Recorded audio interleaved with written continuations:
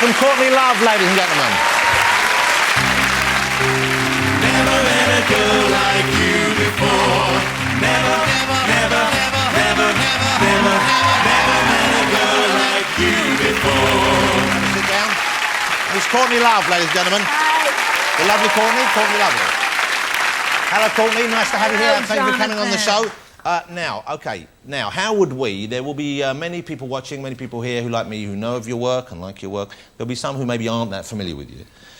Right. You've done an awful lot of things. You've had success with Hull, I know that. You've been very successful acting. What do you like doing the most, or do you not compare things in that way? I don't really compare them too much. I mean, you know, I don't know. As I'm getting older, you know, because I'm getting up there. You know, it's less about. I think I'm going to do more film work after this record. Well, I suppose kind of the rock and roll. I mean, you can keep going for as long as you want, I guess, but at the same time, it does seem to be more of a young person's game, doesn't it? You have to stop showing your boobs at a certain point. Well, not in my opinion, but certainly I'm sure there are those who feel that way. When you're rocking out stage, it must be great fun, I guess, but at the same time, there must be times when you're not in the mood for that kind of thing. Would I be right in that? No, I'm always in the mood to rock. Oh, okay. What a life you had, Courtney. What a remarkable life. I've been reading through your diary and I've been reading up on you, and it's a remarkable story. Could you fill us in, you know, just give us a potted history of your first 16 years. Is that possible? Well, you know, it's in the book. You know, there's a lot that I didn't share, but I did share a lot. And it was Dickensian is the word I would use. I was in what you guys call Borstal. But my family had a little money, so I also went to fancy boarding schools. I went to a boarding school here in England, actually, called Summerhill, which was the first alternative school, and you didn't have to go to classes or anything, and I was the first person to ever be expelled from Summerhill. So how did you achieve that?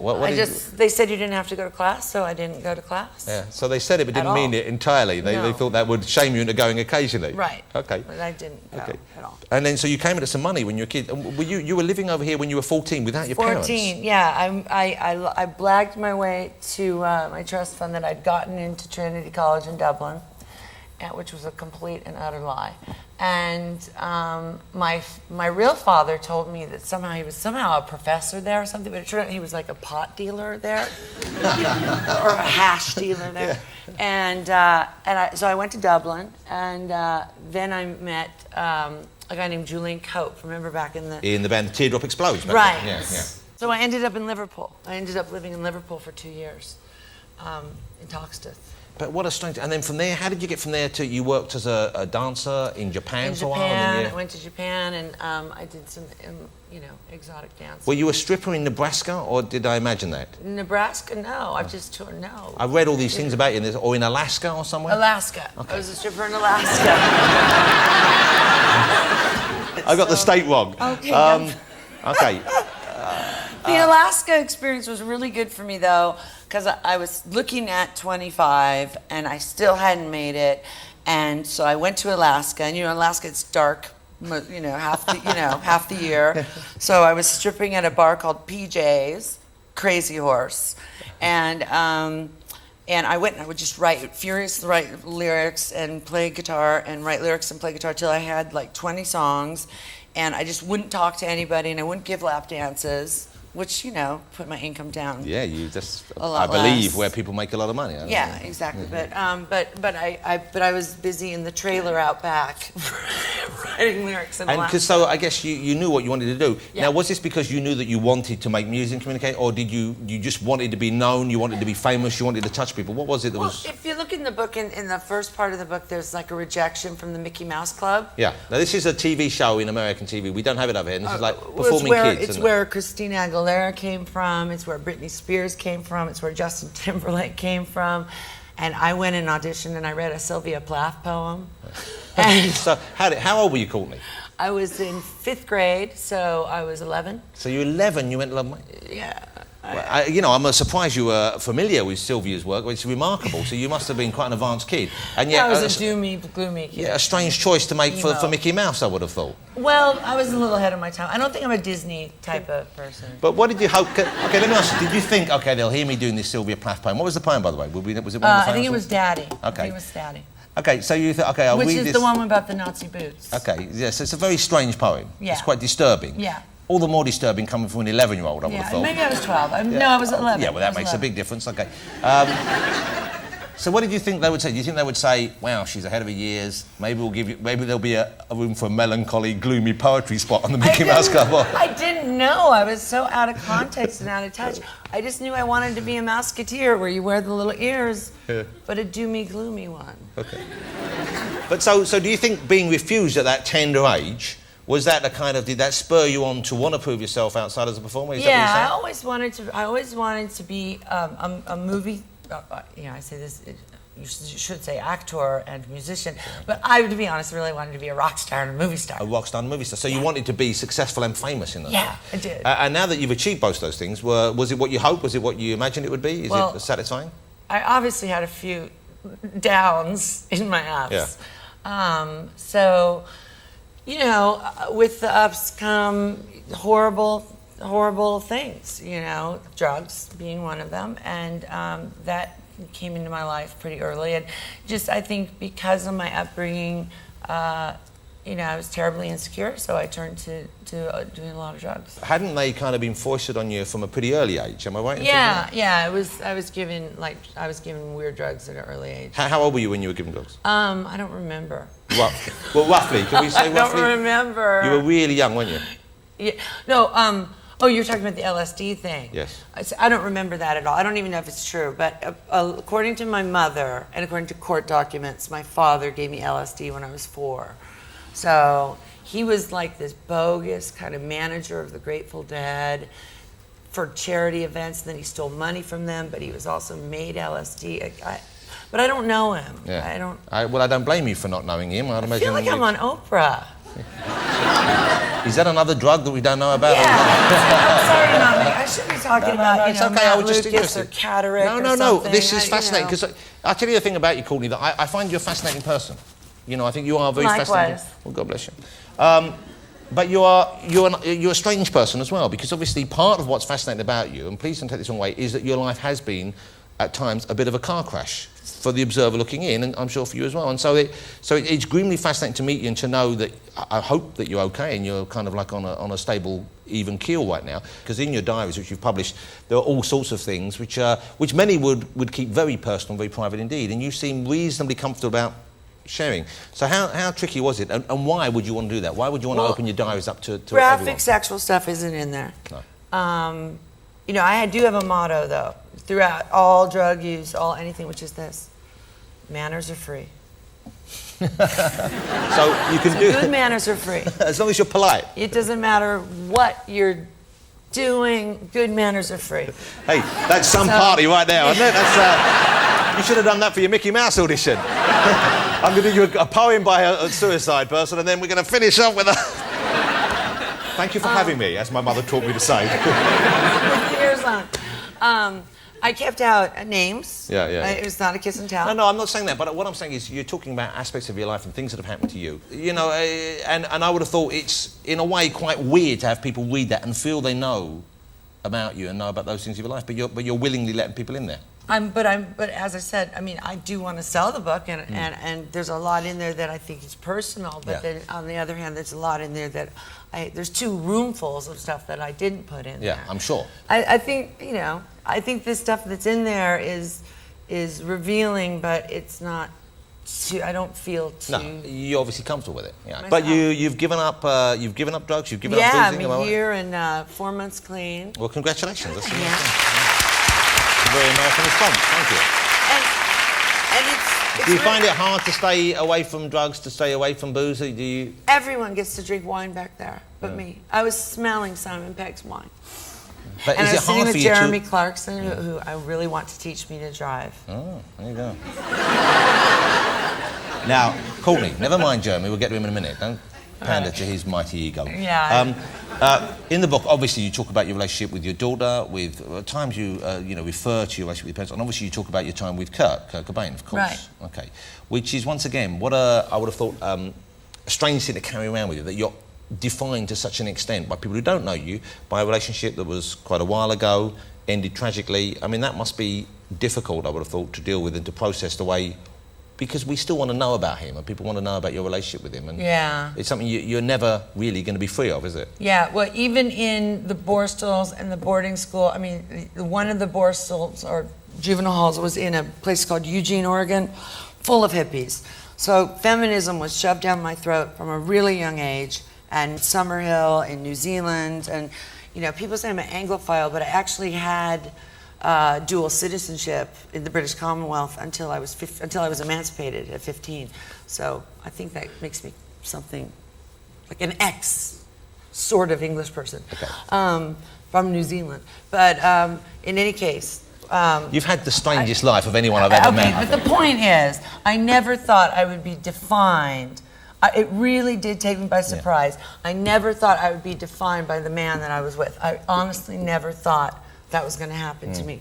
And it shocked me when it happened. And now I understand society a little more, and I understand mainstream culture a little more, but I didn't understand it then.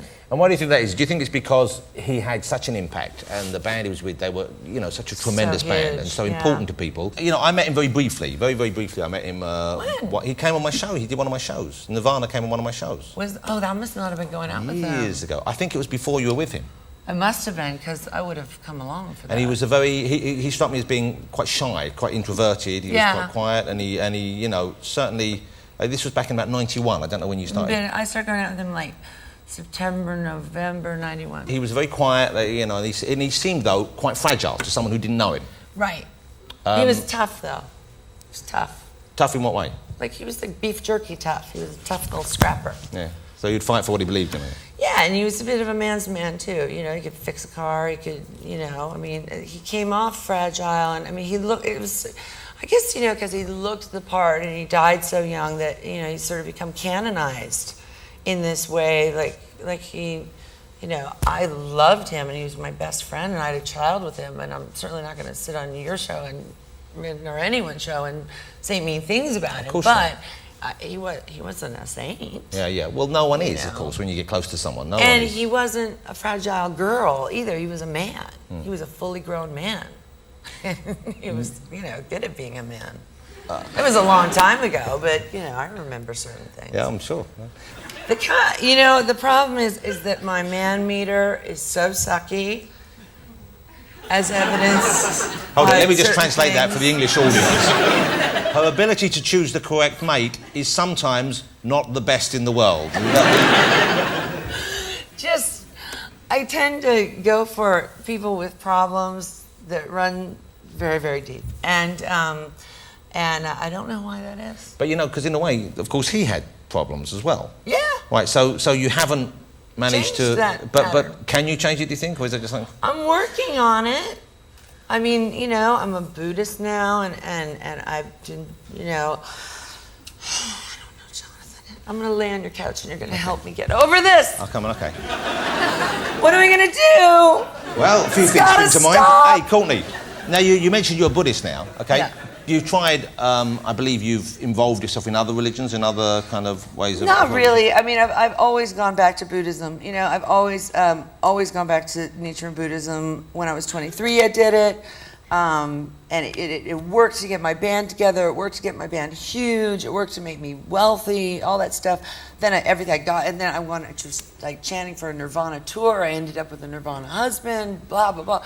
Then I got everything I wanted, then I quit. But and then I did it again years later. I did it again. I ended up with that wonderful film Larry Flynn. I ended up with a great boyfriend who really didn't have big problems. But Courtney, let me ask you, do you genuinely believe that there was the chanting that got you these breaks in your life, or was it the fact that by doing that and by being centered on something which was maybe outside of the other things in your life, you know, that you were more able to take opportunities when they present themselves? I mean, do you believe there's some kind of force that you chant and someone says, you know, this is working and I'm going to give this, or do you think by chanting you become... I have faith in the system that works. I mean, it's a philosophy more than anything else, but it's also a practice. Did you try it? You were involved in Scientology for a while, weren't you? Well, the size, I mean, the size are cool, and I went to the Psy Celebrity Center and had some chicken a few times. No, because it's a modern religion essentially, and there's no reason why I don't think it should have the same respect that other religions have. But at the same time, it gets a little wacky. Though. Yeah. Well, what's strange about Scientology? Well, there's some wacky stuff. I mean, in my opinion, the guy that founded it, his writing sometimes gets really naff.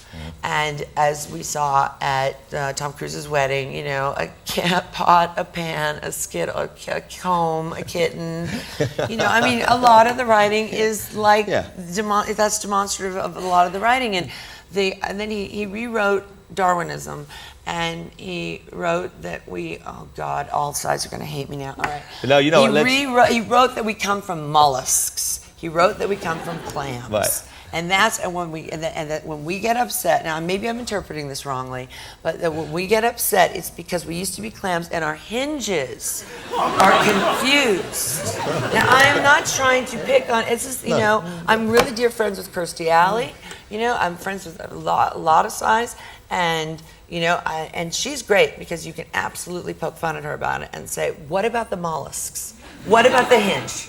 Tell me about the hinge." And her answer is? Her answer is, it's my religion, and I believe it. Yeah, that's right. So, God bless. That's what I feel, absolutely. They're entitled to believe, everyone's entitled to believe whatever they want, hinge or no hinge. Hinge is unhinged. I like this. I'm actually now quite tempted by it. The whole mollusks theory makes some sense to me, I'll be honest with you. I've long suspected there was a seafood base to my life. Yeah, there's that, there's an intergalactic overlord, and... Now I'm hooked. Now I'm sold.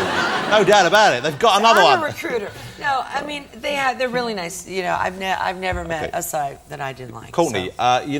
I didn't know what to expect when I first saw you in the movie. I don't know if you saw Courtney in any of her films. I thought you were sensational in the Larry Flint movie that you were in. That was a fabulous performance, I thought. So much. And also excellent in, was it called The Man in the Moon? The Jim Carrey Man in film? the Moon, yeah. Yeah, this is a clip of Courtney in action with Jim Carrey in Man in the Moon. That's a lovely scene. I love that film. It's a sad film, but a lovely film. The book is called Dirty Blonde. It is Courtney's... they're very frank. I know that you've obviously held some stuff back for yourself, but it's a very frank and very... it's a fascinating look at the life and the history of a very fascinating and complex person, I think. Okay. Thank you. Courtney, I'm thrilled you came on the show. I'm so thrilled that you had me. Well, thank you. I'm a fan of yours. Ladies and gentlemen, Courtney Love. Thank you, Courtney. That was lovely. Thank you very much. Ladies and gentlemen, Courtney Love. See you later, Courtney.